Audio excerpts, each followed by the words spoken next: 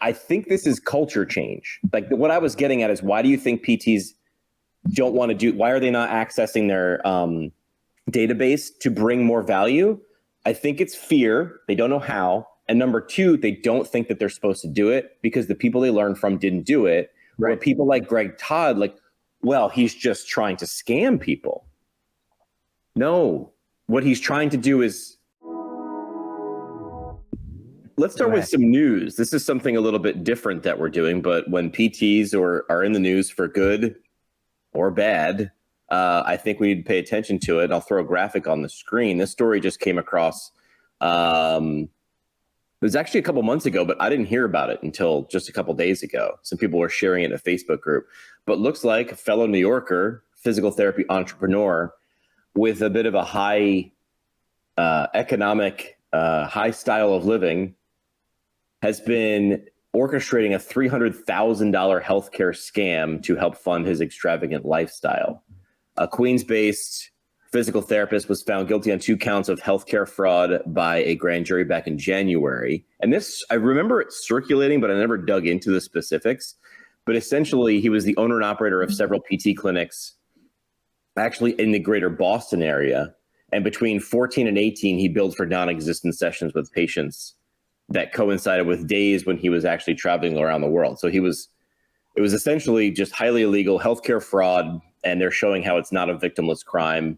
And I think this story highlights or makes the rest of the profession, which again, I think this is going to be a sliver of. Like that, otherwise it's not news. If this happened every day, it wouldn't really be news.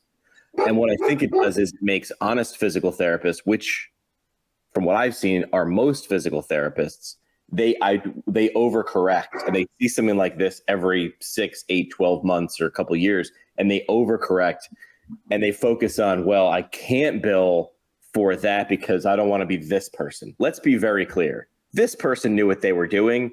This is gigantically extreme. But I think it does focus or shines a light on, hey, what are the things that you need to button up and make sure you're doing and documenting the right way? Again, this is an extreme example, but what I don't want people to do is overcorrect and not bill appropriately. So when a story like this comes up, what are your thoughts? I'm curious from Dave's perspective, because I know, and you kind of alluded to this, most therapists down bill, down code, under code. We're so terrified that we're going to do something wrong. And like you said, if you look at the total number, 300,000 something therapists across the country and how few cases there actually are, it's shocking that there aren't more headlines, and again, frankly, 300,000, I would have imagined this would have been in the millions when you look at some of the details, but I think most of us are down coding, which is probably just as harmful as billing for services that weren't even delivered, because we're devaluing the value of what is happening. But I lost track. What was the original question? Yeah, I mean, I was just sort of looking at you gave your thoughts. Like, Dave, when a story like this comes out, what comes to mind? Because you talk with a lot of practice owners that are not doing this. Let's be very, very clear. That most people are not doing it. It's very egregious what this person was doing. Yeah, I mean, you're 100% right that this has resulted in the landscape of therapists under billing, under coding. I think Sturdy McKay has a quote. It's something like, no physical therapists, meaning the ones, like you said, the ones, our teammates, our colleagues, the ones that are actually acting in accordance to normal standards and treating a reasonable amount of patients per day, a normal amount of patients per day. None of them are over billing or over coding. So like when we've looked at books, when we've looked at EMRs and different practices that we've looked at, the productivity per therapist will usually be like three units per visit. And so a lot of these outpatient clinics, I don't know what Tony's is like, but I'm assuming it's similar, but like a lot of the outpatient clinics in, at least where I've been in New York, New Jersey, and Philly area, a lot of patients will be in the physical therapy office for like an hour. And maybe there may or may not be, I guess, medically necessary treatments being conducted at, every minute that whole time.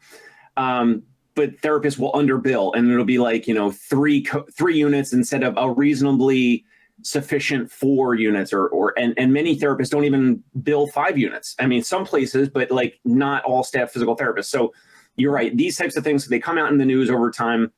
There's a disconnect. There's the egregious, like completely illegal side, which is just overboard. And then it does affect the coding and the billing of a lot of staff physical therapists for sure. Now, I wanted to share kind of related, but let me see if I can bring this up here. These are not physical therapists, but this is another example where these 2 podiatrists, they were delivering services for neuropathy. They were coding, and I believe my hunch is they probably felt that they were coding appropriately, but obviously whoever the powers that be are decided they weren't. They got into a bunch of trouble because they were billing for services that were determined not to be within the codes that they were billing. Again, in this article, it says 7,000 claims. I don't understand how that resulted in only 181,000 fees and penalties, but there are so many examples out there. And I've had this recent conversation. I'd love to know what you guys think. I really think small providers like me, I don't have a legal department. I don't have big budgets. I don't have all of this other stuff. I am being pushed out of the profession, at least in the conventional term, because I don't know. I think I'm billing correctly. I go through all the audits. I do all the stuff that I'm supposed to do. But, I don't have the resources to keep up with larger organizations. And we see these stories, and it's a shame because people want to do a good job. I think there are genuine providers out there who want to help patients, but there's so many other hurdles that we have to overcome. What do you guys think about the small providers being pushed out because of the increasing regulation? Yeah, I mean, it's definitely a factor. When you put up the Synexus link in the group chat or wherever it was, I thought that was typically cash pay. So I was actually surprised to hear that they're pulling insurances for that. I know I've seen a lot of chiropractors and and some physical therapists, chiros, I think, with machine for neuropathy.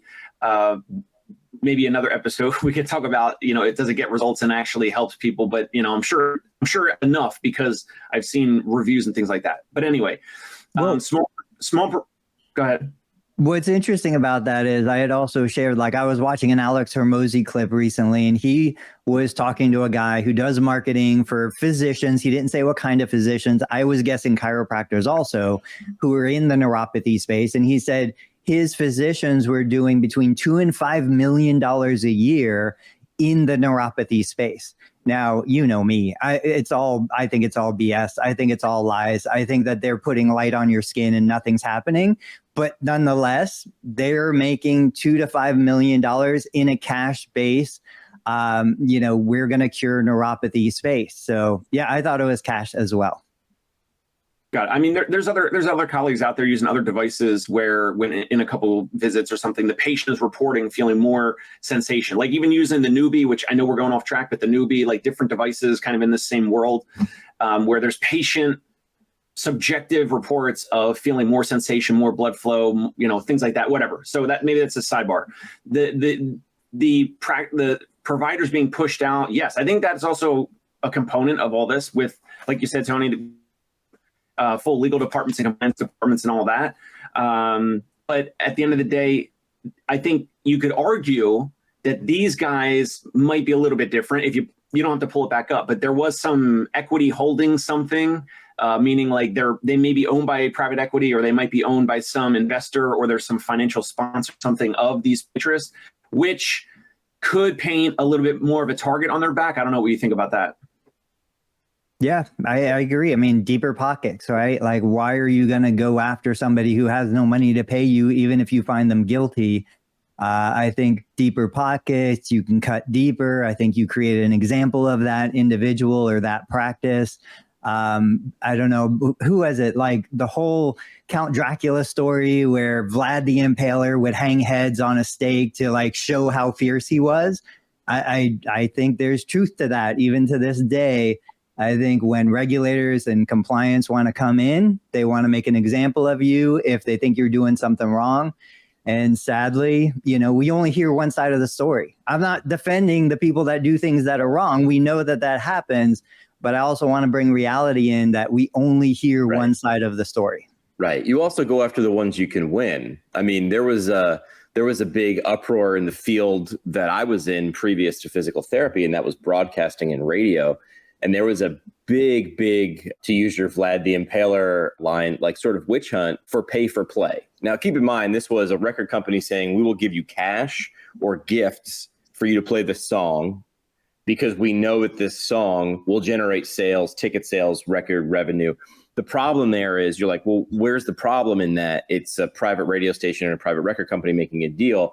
There's rules and regulations around that because it's the FCC. It's the public airwaves. So like you can't do that on that's where the regulators came in. And the regulators came in because it was an election year. And they said, I need my name in the headlines. So I'm going to go after a layup.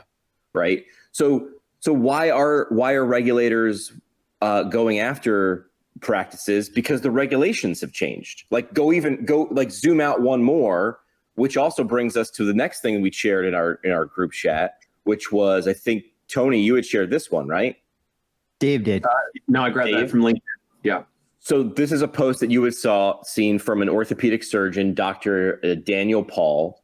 And it's really like a rant that's not necessarily unique. We've seen this before, right? Or we've heard this, or maybe you've said this before. And I'll summarize. It sounds like he's an orthopedic surgeon who's a private practitioner or knows some, and he's saying it's unsustainable for insurance-based physicians to stay in business because large hospital systems are more than happy to buy them up because they have the weight.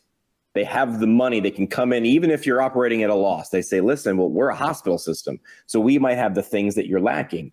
Not only a stream of patients, which, by the way, it's illegal to do that, but of course, it's easy to sort of corral patients there. But also we get paid differently. We get paid differently than you. Plus, we have what Tony was mentioning a second ago is we have a legal department. So if we get shot, if we get hit with a thing, this is a BB gun. If you're a private practitioner, that thing's a torpedo going to sink your whole ship. So Dr. Paul goes on and sort of outlines, I thought really well in 3 to 4 paragraphs, the problem. He outlines in this one, the bottom paragraph, patients find out that their routine x-rays that used to cost $150 now cost $850. And that comes from things like administrative bloat, right? They now need to pay for the legal department, the marketing department, and the new parking complex.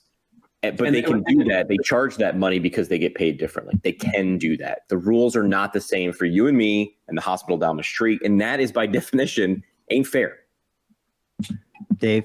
It's not fair. That Tony and I recently talked about the same type of thing for physical therapy and how an outpatient hospital physical therapy practice can make $300 per Medicare Part B visit by a physical therapist using the same CPT codes, same ICD-10 diagnosis codes. And if there's Tony billing like that versus his hospital across the street, Tony's going to make $100 or $109 or whatever dollars on average per Medicare Part B visit of 4 units. And then the hospital across the street, same licensed physical therapist. I mean, not the same, another licensed physical therapist in the same state bills the same 4 CPT codes, same ICD-10 code. The hospital makes, $300 per visit for Medicare Part B. Literally the same thing, the same service. And we talked about like facility fee. And I think Tony might've mentioned setting code or something. It's kind of in the same ballpark, but yeah, it's not fair. But it is what it is. I don't know if we were going to talk about solutions around it, but like we kind of talked a little bit about it then. But I shared it with you guys because it's the same thing that's happening in physical therapy. So physicians have been feeling it. That's why all the health systems everywhere have been acquiring the primary care doctors. They want to keep the primary care doctors in their network in the hospital system to not refer to even external physician specialists that they've referred to and have been friends with for decades. They want those referrals to stay within the NYU system or the HSS system or whatever. I mean, they're all everywhere. It is what it is. Geisinger, wherever it is. So, Tony, do you have anything else to fill in there? I do. I want to share some experience about that. But before I do, Any feedback on that idea that you shared last week, I think it was, or any comments coming in about that? Yeah, well, I mentioned to you, I think last week or maybe the week before, that I had like most inbound messages from practice owners about. I spoke to one practice owner in Boston, pretty sizable practice, and he's like, "Hey, we're looking to do this. We're trying to do some other things. We're talking to other practice owners to try to band together." He said, "Whatever you guys might be doing with that," because so Jimmy, I don't know if you listened to it, but like Tony and I joked. I said we should start a hospital. Physical therapy hospital, or, Kittle, Maritato Hospital, whatever. We joked. And I said, we want to get this contract. We want to get this, in New York, it's called Article 28, or in other states, it's probably something similar. And I said, let's just, break even on a hospital, whatever the legal, minimum standards are for whatever state, maybe somewhere with lower cost of living or real estate. We get a hospital, but we just do it so that we can get this hospital contract. So it's just a license. So it's a hospital on paper. Maybe you would actually have to have almost like an urgent care, like low budget hospital or something kind of thing.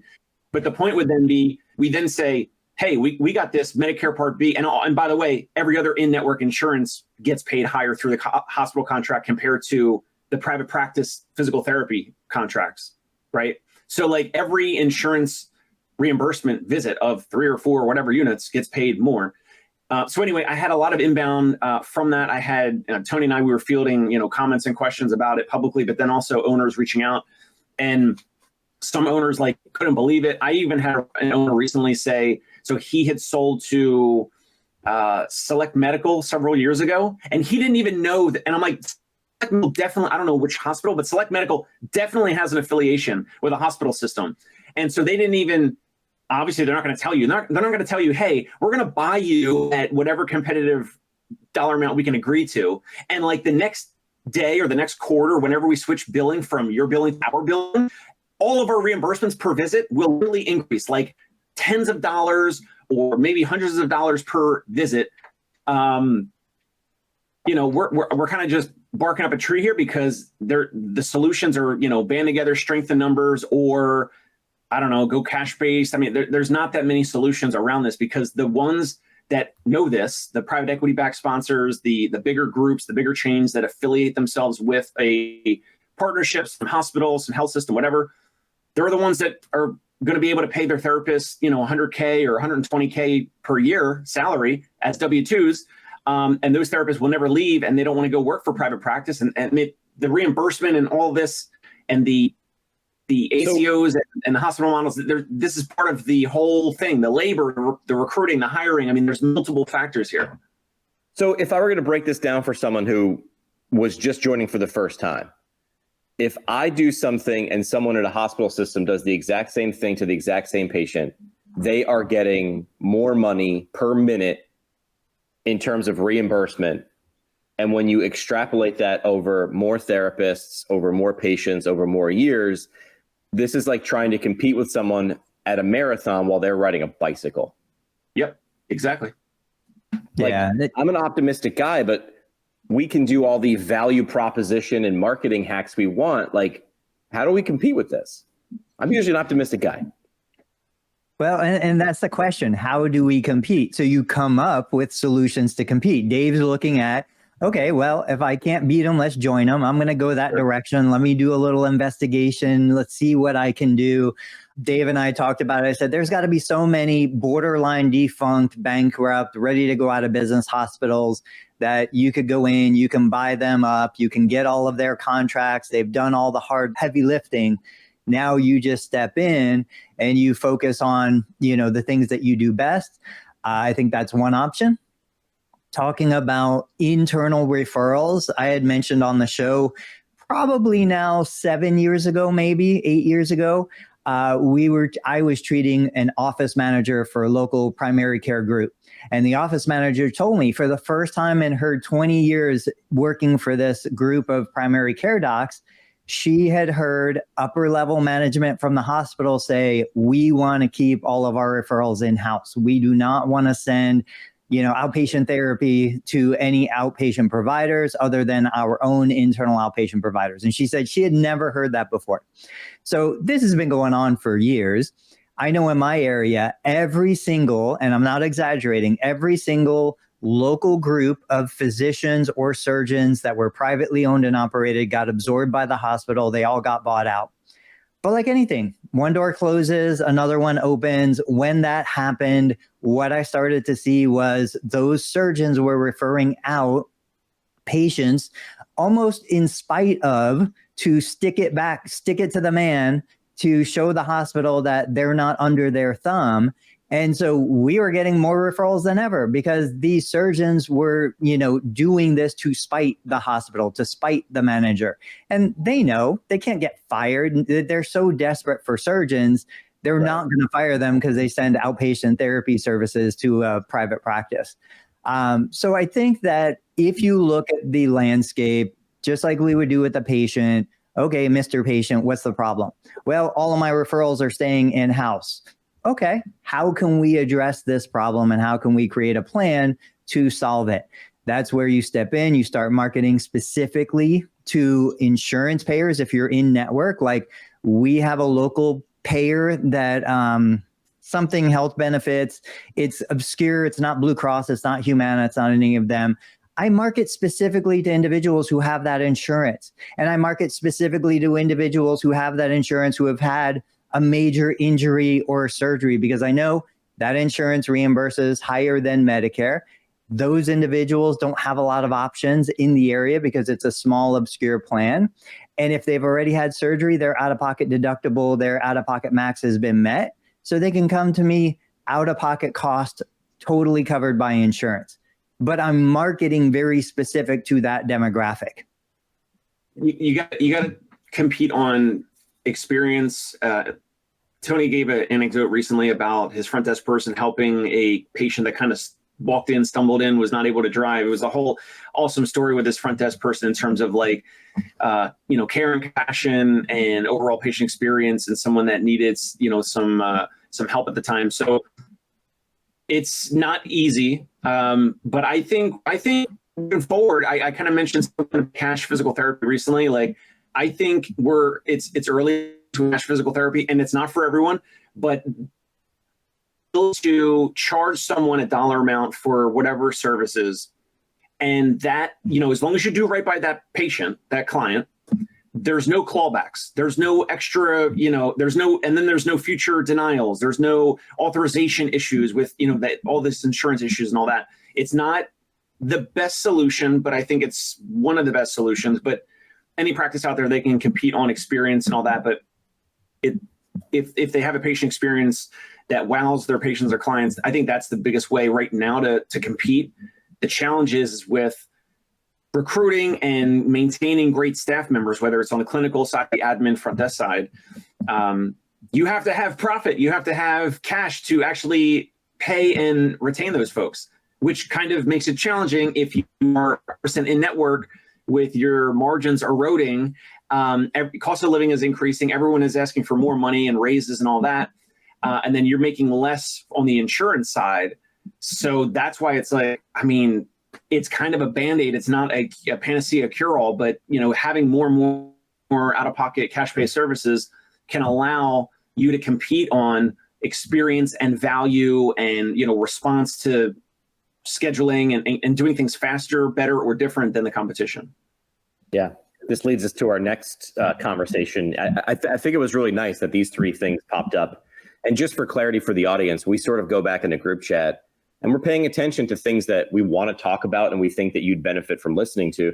And I think this next quote or this next post from Greg Todd, who's been on the show before, who's a smart guy, and he was pointing out a lesson from Dollar Tree. Now, there's Dollar Tree, there's Dollar General, and Dollar General was always sort of generally $1. That's how I remember it. Is everything in here $1? It's Dollar General. It's generally $1.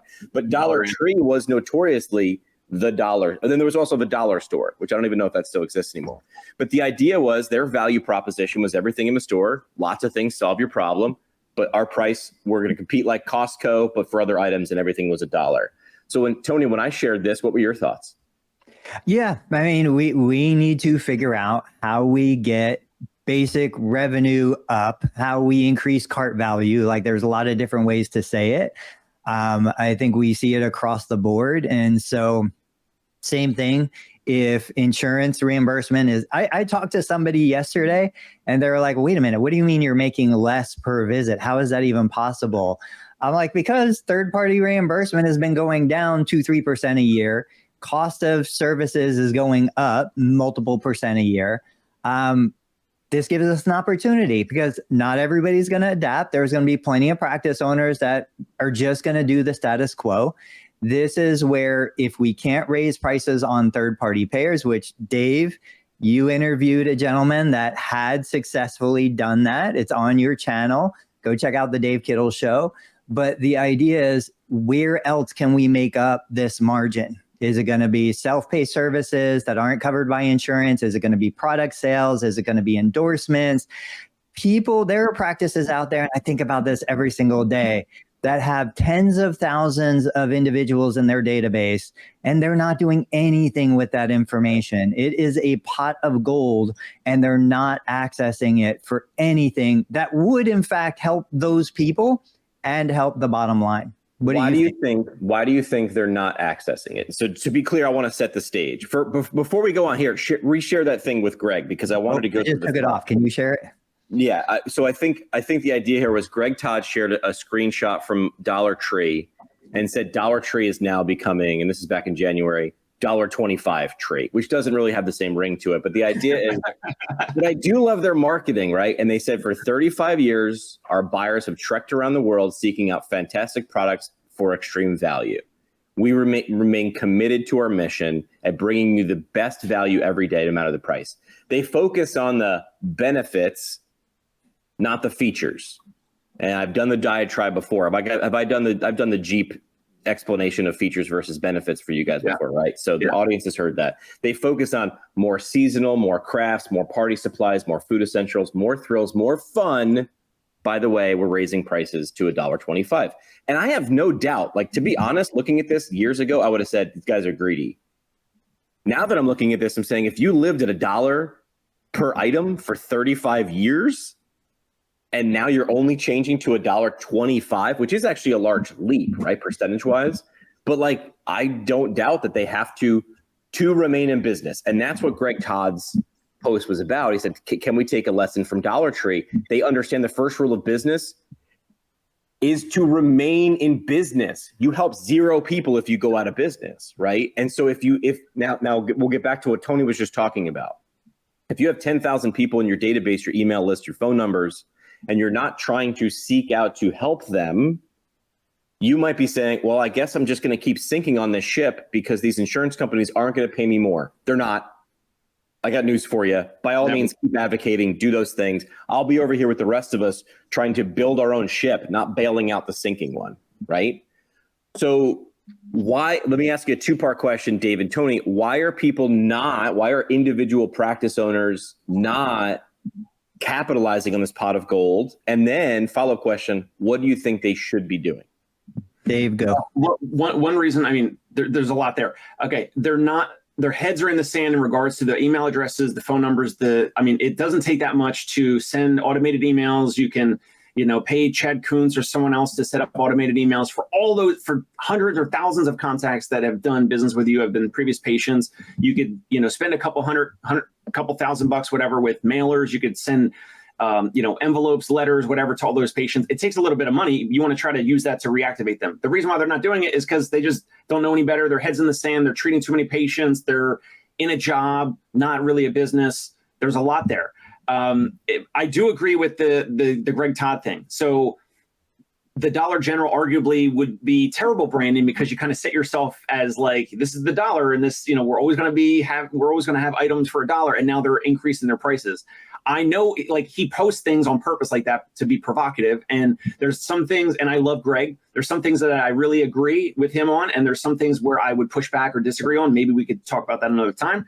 But he's right with physical therapists that are insurance-based can't do this, right? Because you're not going to, unless you have strength in numbers, and it takes time and effort to do, increasing your reimbursement, like renegotiating your rates with insurance, it's not happening, right? And so the practices are kind of in a similar situation of Dollar General or Dollar Tree or whatever.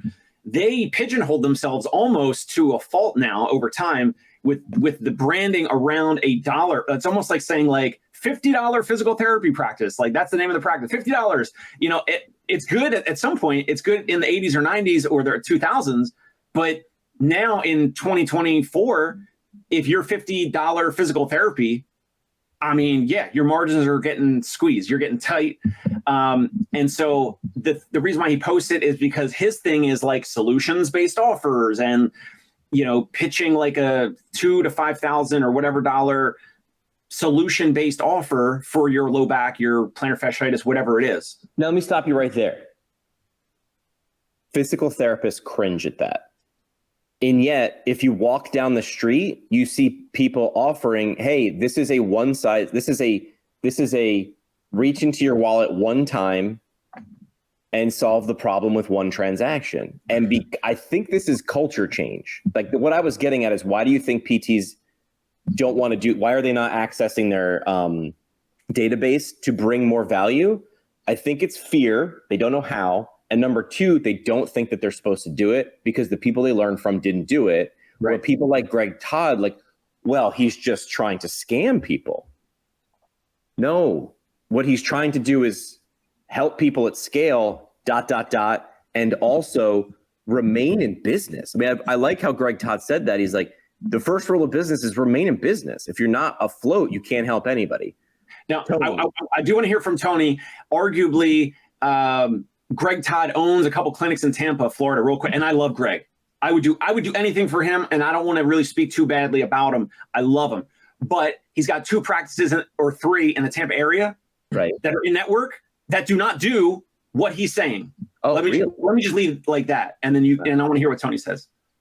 You know what? I have 2 clinic locations here. I don't do any of the stuff that I tell you guys to do. Similar to Greg, we started in a different era. We built a different model. Like back in my day. What's that? I said back in my day. Yeah. Uphill both ways in the snow. No, but seriously, like that is a completely different business.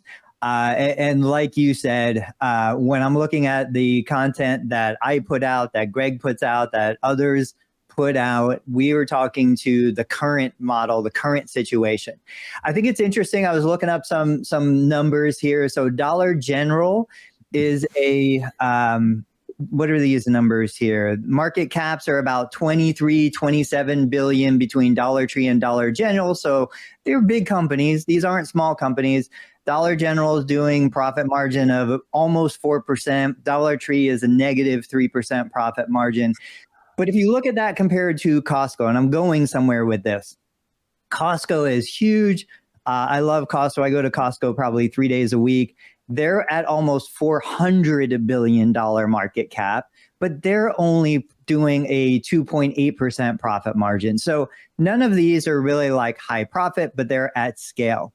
The interesting lessons that I think you could learn when you think of a Costco versus a Dollar General or Dollar Tree. You know, I've walked into Dollar General when I'm in a rush and I need to grab something. Generally speaking, the place is a mess. There's junk all over the place. The shelves are disorganized. Everything looks broken, old, worn out. It is not a pleasurable shopping experience.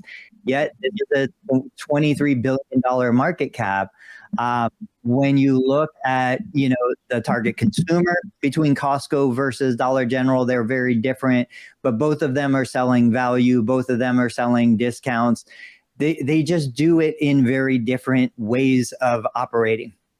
So to your point, when we look at our business model, what we do, I think there's a lot of ways to make this happen. And what Jimmy was saying, why aren't we accessing our databases? Why aren't we going through and finding alternative streams of revenue?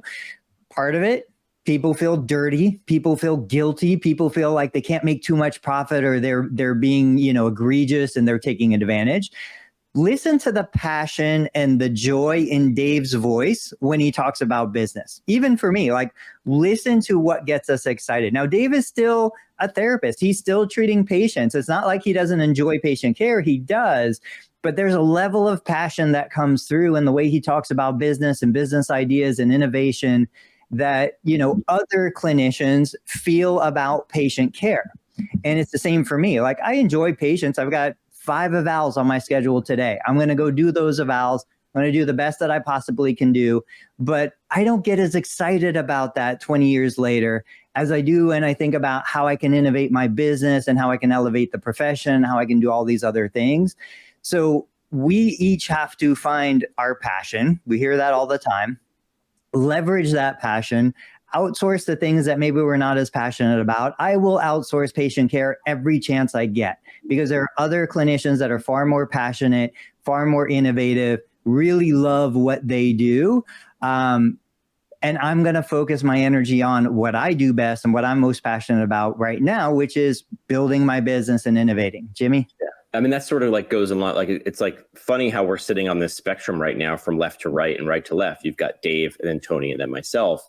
I don't do any patient care right now. I've always sort of done things on the periphery. After the first 2-3 years of my career, I moved into, I want to stay in the profession, but I wanted to do it different ways. And that's what I want. That's sort of what I preach whenever I talk to people, especially students when I go places, which is you can do a lot of different things, a lot of different ways. And I think the reason people aren't doing some of the things we're suggesting, I'm guilty of as well.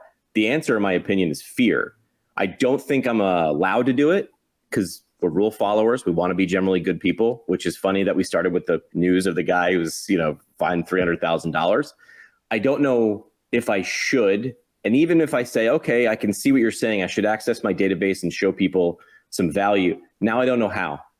So I don't know if I should, and then I don't know how. And unless you take, how to teach a kid how to jump off a diving board, you got to walk them to the end of a diving board, hold their hand and say, you can do this. Remember, it's close your eyes and jump. And you have to repeat that over and over and over again. But ultimately, unless you throw the kid in, they have to decide to jump and do these things. And that doesn't mean you have to do it alone. I want to be very clear of the last thing is you can hire people who are good at these things to stand there, hold your hand, or jump for you. That's allowed. You can use that as a cheat code. Other people as a cheat code are 100% allowed. Now, in terms of what we're trying to do real quick with partnerships and acquisitions, one of the things in our playbook is to go in, use their database like the next day, the next week, the next month, whatever, and reactivate previous patients via email, text message, and maybe paper letters.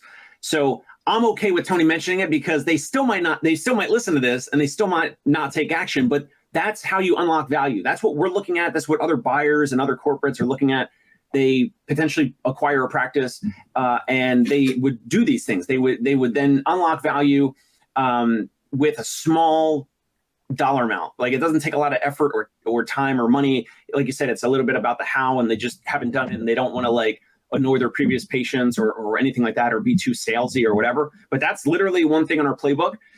So I'm fine with you mentioning it, Tony, because I'm almost like, don't say it, but like, no, I mean, it's great. Do it. And then you can, negotiate with us or another buyer and sell your practice for more. Well, that's one question. What do you guys think about physician-owned PT practices? Like, isn't that hiring a boss? Like, let's say you're two different situations. You're gonna now sell to a physician group, right? You're like, well, I get benefits. It's like Shark Tank. I get benefits of patient flow, even though that's illegal, right? But I might have an option of increasing patients. But now you're an employee, right? When you sell, if you're going to remain in the business. Yeah, I would say you're always an employee. You're an employee of the patient if you're in private practice. You're an employee of the insurance company if you're an insurance-based provider. Like, you're always an employee. It just depends on your perspective. Now, as a consumer, if I am the person that had an ACL reconstruction, I want to go to the physical therapist who is working directly with, employed by the surgeon who did my surgery. From a consumer perspective, there is no better situation in my head, because those two are meeting every day, which we know they're not. They have direct communication. There's so many advantages to that. And to Dave's point, when we're talking about like hospital-owned therapy and all these other things, I do think there are probably some advantages in those arrangements. There's continuity of care. I know one of the big selling points that local physicians have for keeping patients in the hospital network is, well, our therapist can access your medical record, but a private practice can't. So as a consumer, I think that is a great solution. And truthfully, I know a lot of physical therapists that were in physician-owned practices and they did amazing. They loved it. They got paid a ton. They had total autonomy. It was a really beneficial relationship for that situation. I don't care as a private practice owner because, again, I know that I am going to have unique advantages with more freedom, more independence. I can take my practice in any direction. So as a backstory, if you guys don't know, when I opened my second or third location here in Ohio, we came into a situation that we were supposed to be physician-owned.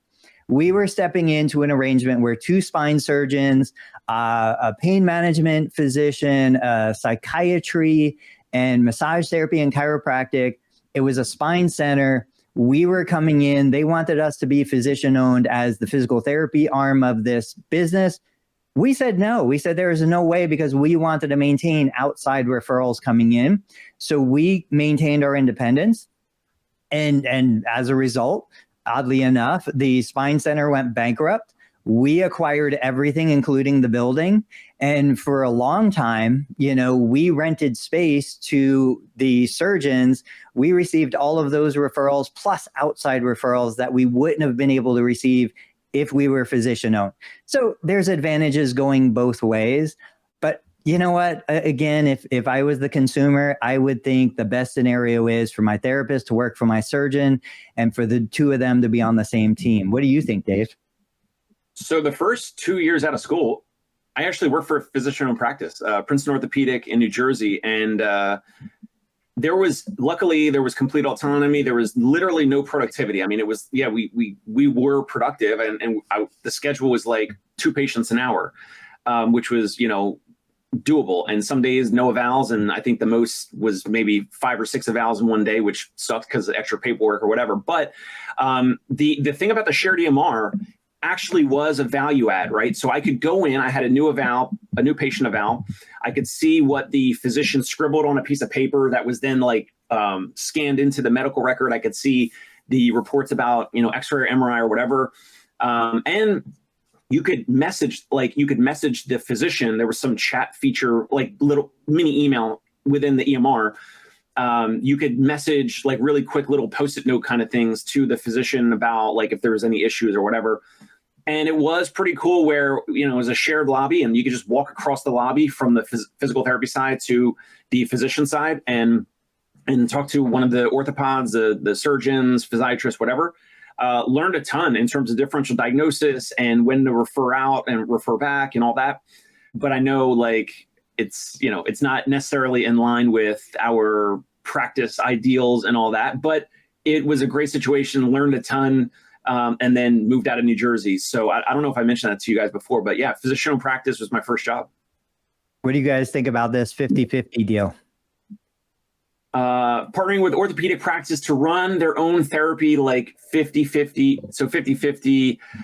The only issue with that is if there's a disagreement, it stays a disagreement when it's 50-50. So I would say, if it's me, it's almost better for me to say, I'll take 49.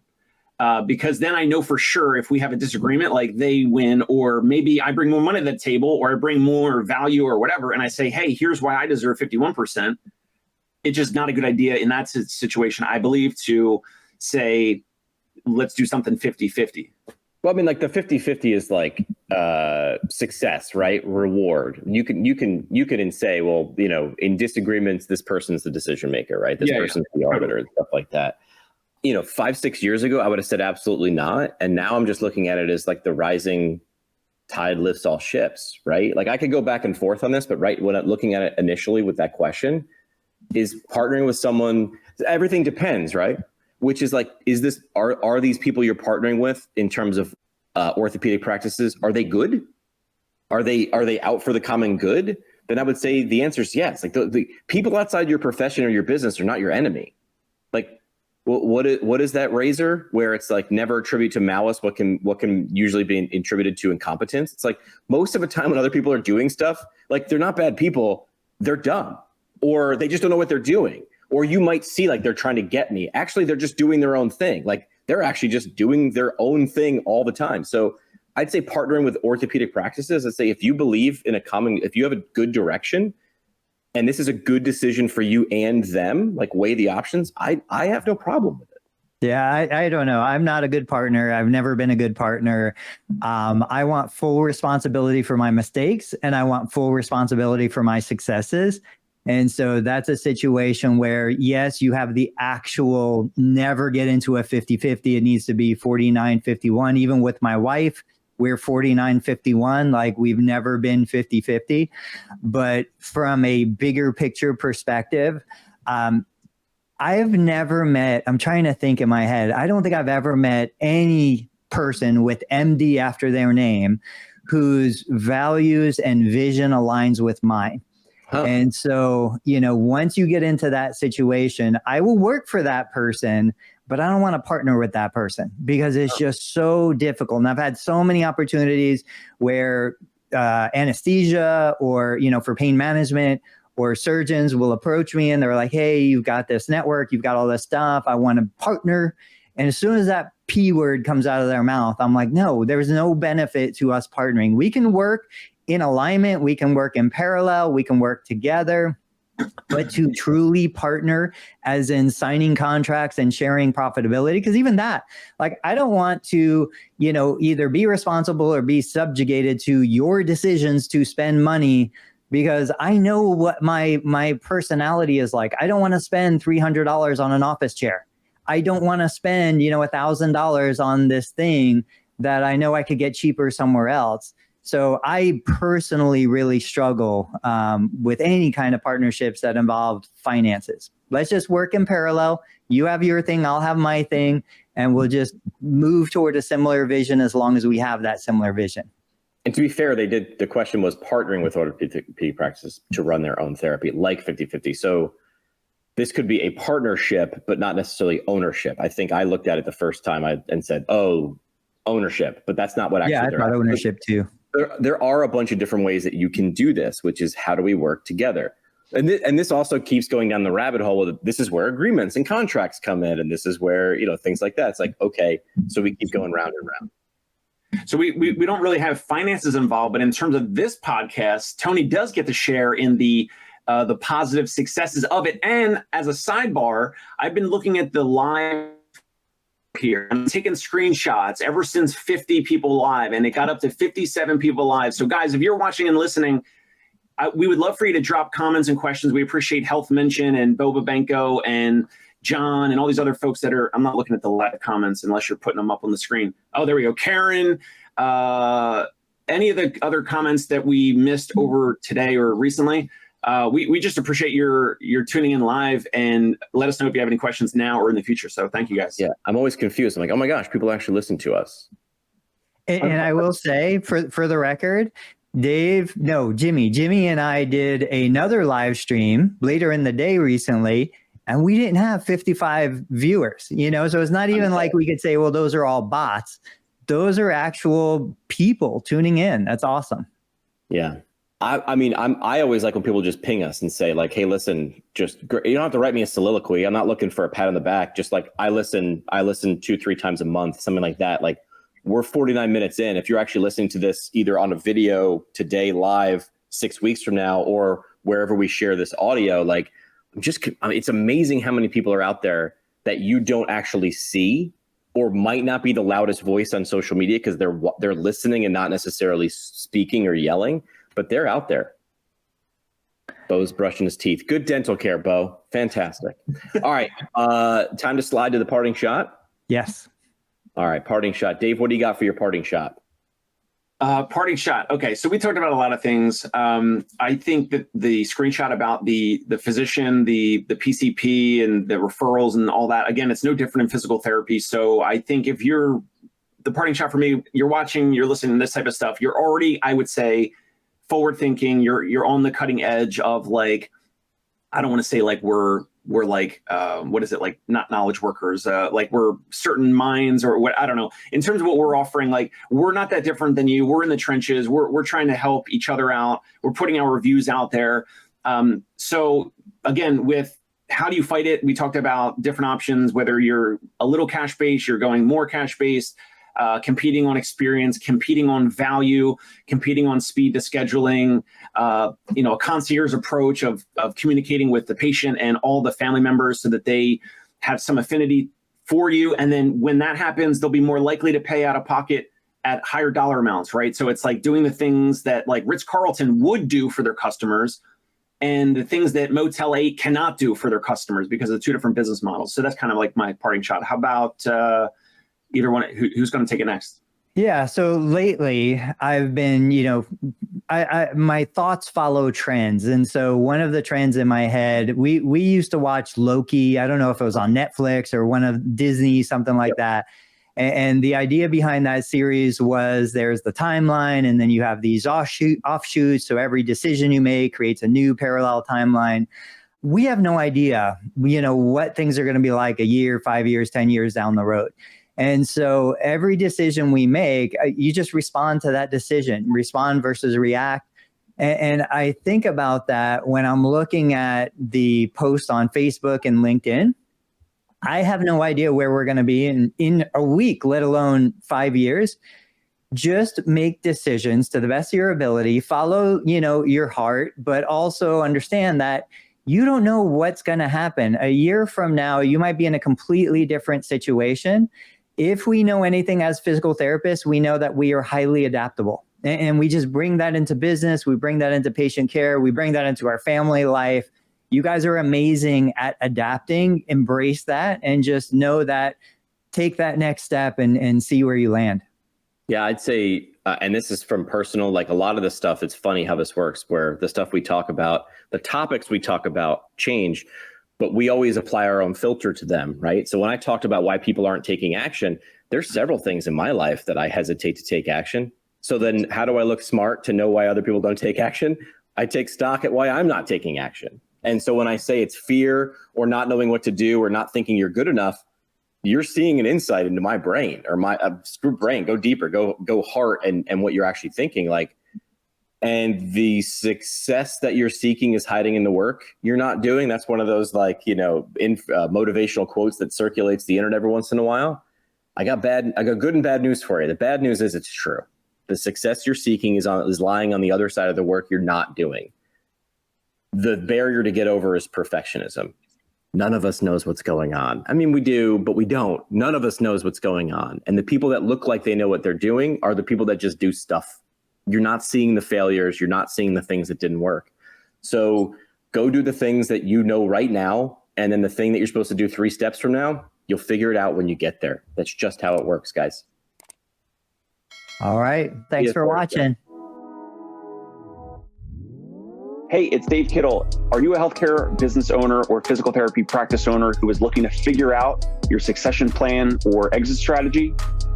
We might be able to help. And in fact, we may be interested in acquiring your practice. If you're interested, you can reach out to me. Shoot me an email at dave@conciergepainrelief.com. That's DAVE@CONCIERGE painrelief.com. Or you can call me at any time, 646-781-8884.